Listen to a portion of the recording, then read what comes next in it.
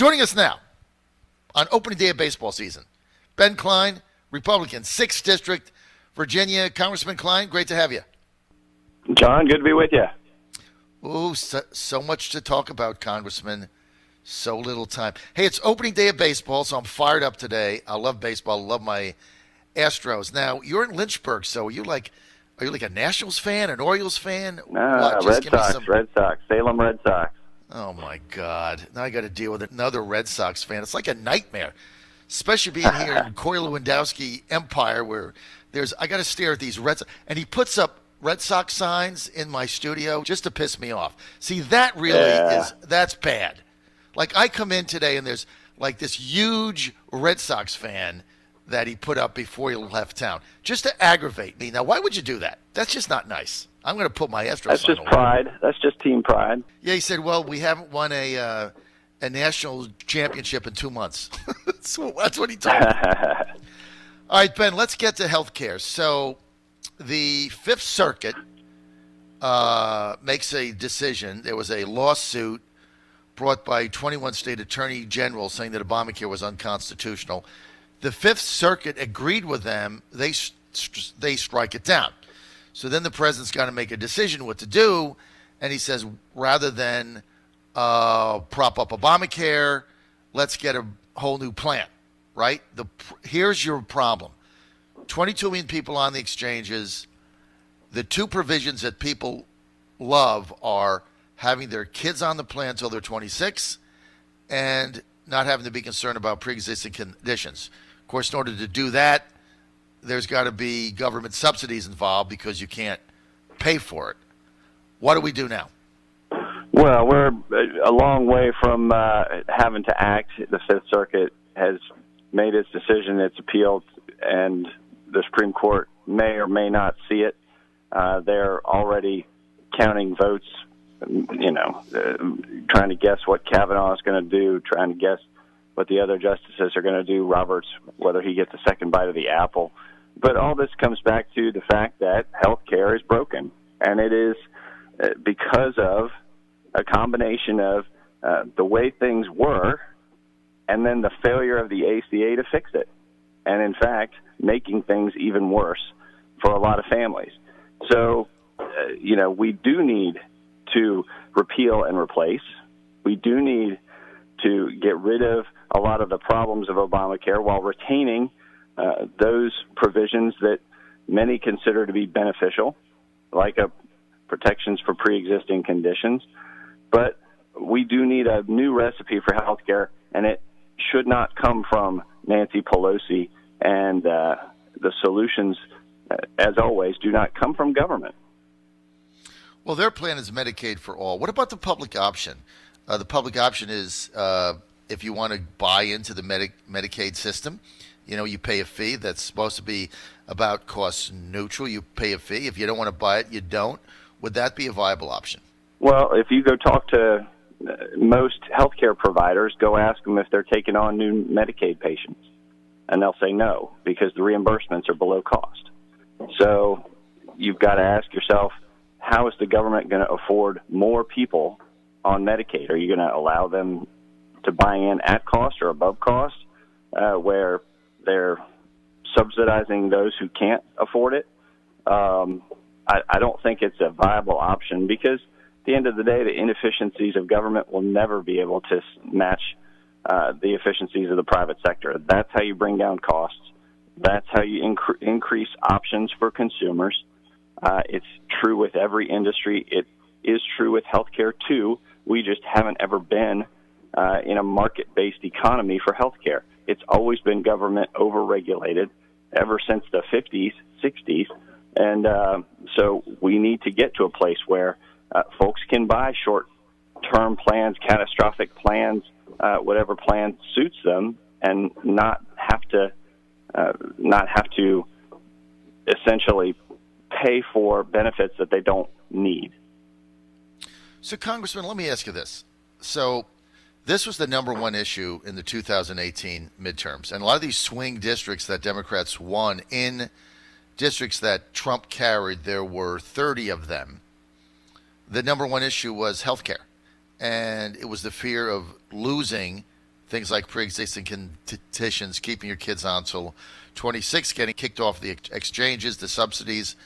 So you talk about repeal and replace. Well, we tried that, and what we found out is before you were there, so you're not part of the ruse. Before you were there, we find out that, well, Republicans never really had a replacement that was viable. They actually didn't have any replacement. So, and now the Democrats control the House of Representatives, so it's not like you can pass something without them. So why not get everybody together in a room and try to figure this out? Because the Republicans don't have a plan. That's my question. I think that the marketplace is our plan. We don't have to match one government program with another. We match one government program that is inefficient and doesn't work against freedom, against lower costs for consumers, against opportunity, and quite frankly, against the Constitution, because you got to ask yourself how much of Obamacare is truly constitutional, and not just whether there's a clause in there that saves all of it or some of it or one provision or another. You've got to ask yourself whether government interfering in the economy to this degree is in keeping with the views of our founders.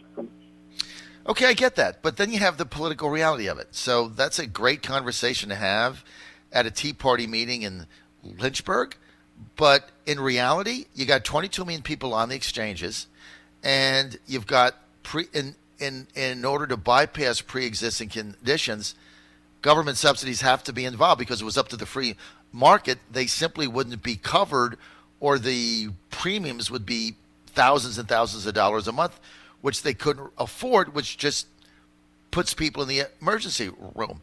So while, Congressman, that sounds great, it's just not the reality of the situation that we're in right now. So I'm looking for you to reconcile that for me. Well, and I'm saying that we can provide better options than what Obamacare is currently providing, but it's going to take marketplace innovation. It's going to take the recognition that government doesn't have the answers, and Nancy Pelosi's incapable of reaching that conclusion. AOC is incapable of reaching the conclusion that government doesn't know all the answers, whether it's the healthcare system, the energy system, the environment, with her big green steel. That's what I've started calling it. That their view is government is Uber. It's just everything. It's transportation. It's everything that the marketplace produces is wrong, and that they have all the answers. Well, right now there's no alternative, and likely the Supreme Court is going to rule on this in June of 2020, just going into the conventions and the campaign. I would hope that the Republicans have an alternative to this.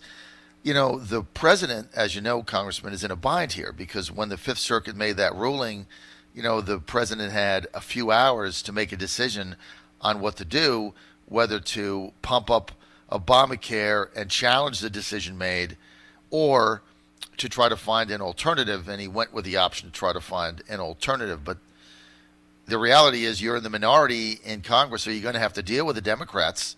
So, but you got to find something, because you got 22 million people on these exchanges, right? I mean, that's just reality. So you can say they're inefficient, there's no competition, many counties only have one provider, etc. It's bad, etc. But 22 million people are on it, right? So if you throw them people off, more choices and lower costs, and they aren't going to want to stay on those exchanges. All right. Well, if they have an option, if they have a choice. But so far, the Republicans haven't been able to provide that. Well, we're not in control of the House. I mean, I'd like to see. Yeah, but you were. You were in control of it. And I'm disappointed that since the ACA, when Republicans were in control of the House, they didn't. That's the failing of the past leadership.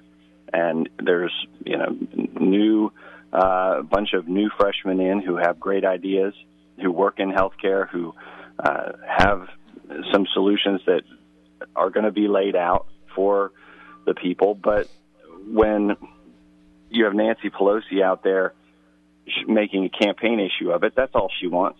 There's no guarantee that the case is even going to go to the Supreme Court, and Nancy Pelosi's already campaigning as though there's no health care and she's fighting to save the ACA. That's what she wants. She wants to make it about the ACA for 2020. She wants to run against Trump on the ACA, and we have to. You're right. We do have to articulate an alternative, but it can't be just a government bill versus, another government bill. It has to be a government bill versus a vision for what people are going to have under a more market-based system, more choices, more opportunity.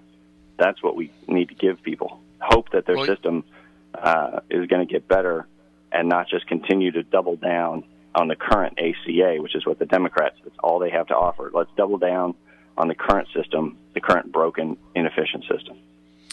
We're with Congressman Ben Cline. Congressman, you're right. There's no question. Had you been there, maybe in a couple of the past cycles, you would have been able to help provide the leadership to get something, which you're right. I mean, the past leadership was incapable of making this happen. So I get where you're coming from. I also agree with you 100%. All Pelosi wants to do is make this a standard issue going into her 2020 House re-election campaign, because they ran on this in 2018, and every poll taken shows that it was a immensely successful argument they had. So look, you just don't want to repeat that again, and hopefully you guys will find something. Let's get to the Mueller report. Everybody jumping up and down, clamoring for everything to be released. What say you? Well, I'm pleased that the investigation, which involved over 2,500 subpoenas, 500 witnesses interviewed, $25 million, found no evidence of collusion between the Trump campaign and the Russian government. So for all the people out there, including the chairman of our intelligence committee, who said they had concrete evidence, and they just wouldn't share it with us, well, they've been called out for essentially lying to the American people. And that's disappointing, and I think that the chairman of the Intelligence Committee needs to resign. And I share the views of our leadership that he's compromised in his ability to remain chairman of the Intelligence Committee. But, what's even more distressing is after this letter from Barr came out, quoting from the Mueller report, set aside the issue of anything but the Russia connections. The letter said that there was no Russia collusion, and still Democrats are somehow disappointed. They're upset about it. And what I've said is, listen, if you're feeling upset that the Russians tried and failed to interfere, to develop a relationship and conspire to fix our elections, then something's not right. You need to do some self-evaluation of why you're upset, because we should all be happy. Democrats, Republicans, everybody should be happy that they were unsuccessful, that the Trump campaign rebuffed the efforts by the Russians to corrupt and conspire to collude to mess up with our elections. It was unsuccessful. Why are the Democrats, many of them like Adam Schiff, still saying now that there's still evidence and they still think there's collusion after 2 years, 2,800 subpoenas, 500 witnesses, 500 search warrants, 19 lawyers, 50 FBI investigators? I could go on, right?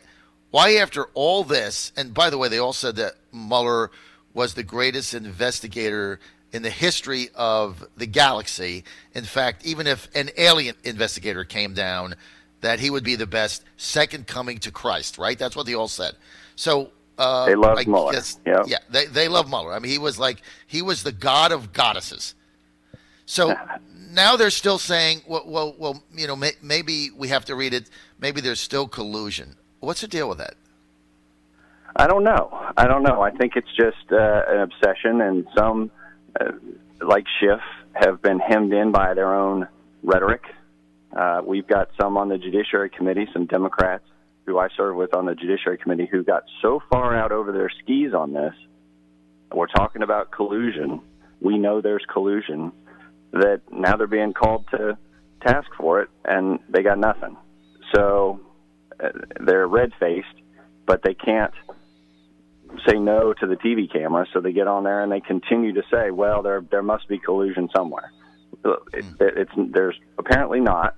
The Mueller report didn't find any, and I can't wait to see it, and I know the American people can't wait to see it all, so that they can see for themselves exactly what Mueller found, that there was no collusion and there wasn't obstruction of justice that rose to the level of a chargeable offense. And while there was evidence, most of it's out there already, and it wasn't interpreted by our Attorney General to be criminal activity. Congressman Ben Cline, let me ask you one final question, because he's coming on my show next week. Senator Mark Warner, ranking Intel member, U.S. Senate Intel Committee. Up till the final weeks, Senator Warner was still going on the Sunday talk shows saying that he had evidence of collusion, even when his chairman, Richard Burr, broke with him. Remember, they used to get up together, and everything they said was together, so it was nonpartisan.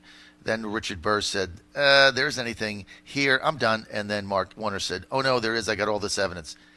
I mean, shouldn't he owe it to the people of Virginia and the country to present whatever evidence that he said he had that obviously Mueller didn't have, or something?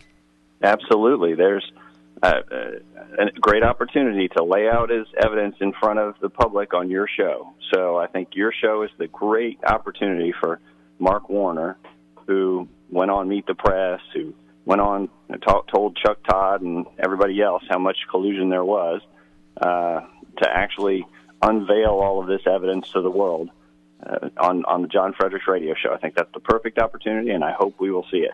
I'll be listening. Congressman Ben Cline, Republican, 6th District, Virginia, thank you for your candor, and thank you for being with us today.